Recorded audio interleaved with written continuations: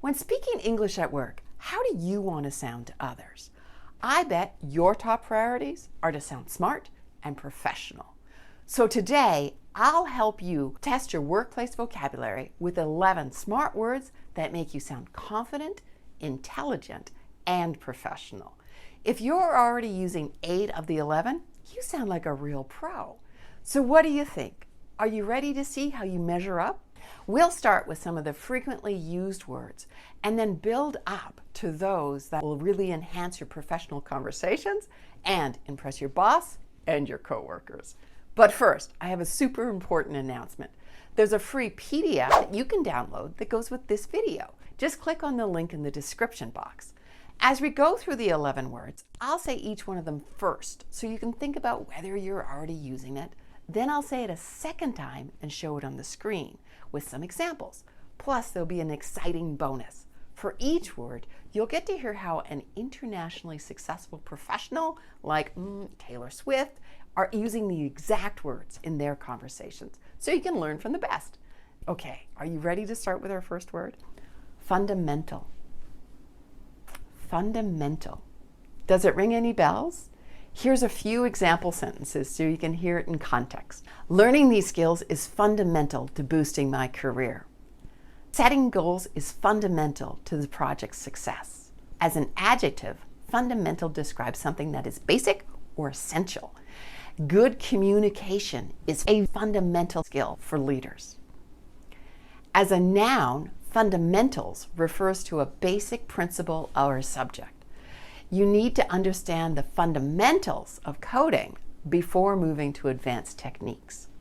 4 other words you can upgrade in your conversations by using fundamental are key, essential, primary, or basic. Let's listen in this short clip. My algorithms have determined 8 fundamental consumer profile types. Did you see how his comments wouldn't have been nearly as strong if he just said basic or primary? Okay, time for number 2, resources. Resources. This one I use all the time. We need more resources to wrap up this project. Smart use of resources will keep us within budget. From these examples, do you see how resources can be described both as tangible and intangible items? There's a long list of words you can use to replace resources, such as supplies, assets, means, tools, and materials. And bonus points if you're already using resourceful, which describes a person's ability to effectively use tools and assets to solve problems and achieve goals. Like, I'm very resourceful when handling unexpected challenges. Point where it makes sense to just start working on your next video if you don't have the resources and a bunch of people helping you. Did you notice how Mr. Beast uses resources and helping together to make his message more clear? I've included some additional tips and real-world conversation samples in the PDF to ensure your message is clear when using these smart words. Okay, number 3, concept. Concept. If you've never heard this word before, can you guess its meaning from the context? Sustainability is a key concept to our company's mission. A concept is an abstract idea or general notion that helps us organize and understand various pieces of information or observations. Do you remember this? Yeah. This was a big deal for me. I was 14, and it was an event called the Nashville Rubber Duck Race. And I was the official entertainment. As you can see, the banner is incredibly high concept. Taylor Swift is, of course, poking fun at her simple banner, calling it high concept. Now, on to our next word, seamless. Seamless. Are you already using it? I love it when someone uses this word, as it paints a stress-free picture in my mind. The online booking process was seamless and super easy to use. The coordination of the conference was seamless, leading to a huge success. As you can likely guess, seamless is an adjective that can replace smooth and problem-free describing something that flows without interruption or noticeable gaps. If you're often saying without any problem or everything was fine, try seamless instead to sound even more professional. I mean, the key is a seamless passing of the baton among the team. How are you doing so far? We're already at number 5, engaging. Engaging. This one you've likely heard a lot of, especially related to social media. The training video was super engaging and made the topic easy to grasp. You can use this adjective to describe something including people that captures and holds attention. Also, activities or concepts that actively involve or excite people. Her engaging style made conversation enjoyable and memorable. And there was a barista by the name of Noah who was serving me. Noah was fantastic. He was friendly and fun, and he was engaging with me. If you're not already using engaging, I challenge you to try to use it the next time you have to share an example at work. Our next word, optimized. Optimized. It's optimized, not optimized. Emphasize that ED sound so it's pronounced as a D. Blend smoothly with the Z that comes before it. Optimized.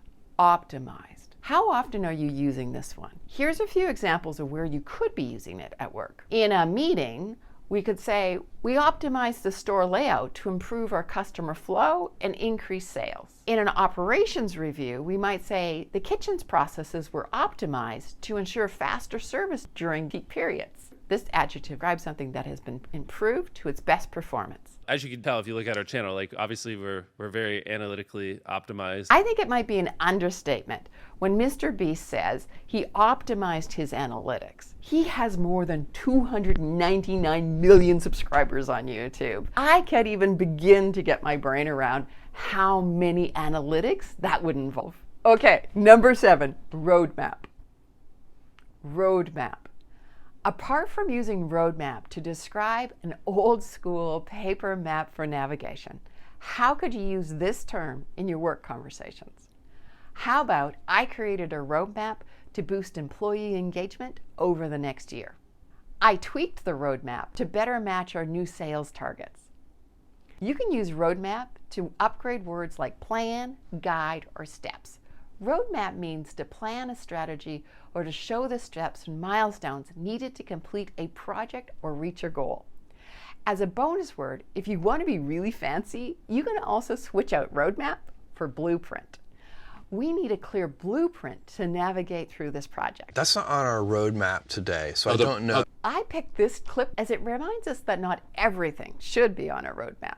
Ready for the next word? Vision. Vision.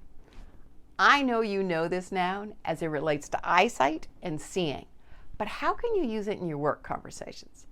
Let's look at some examples. Our vision for the product is to shake up the market in the next 2 years.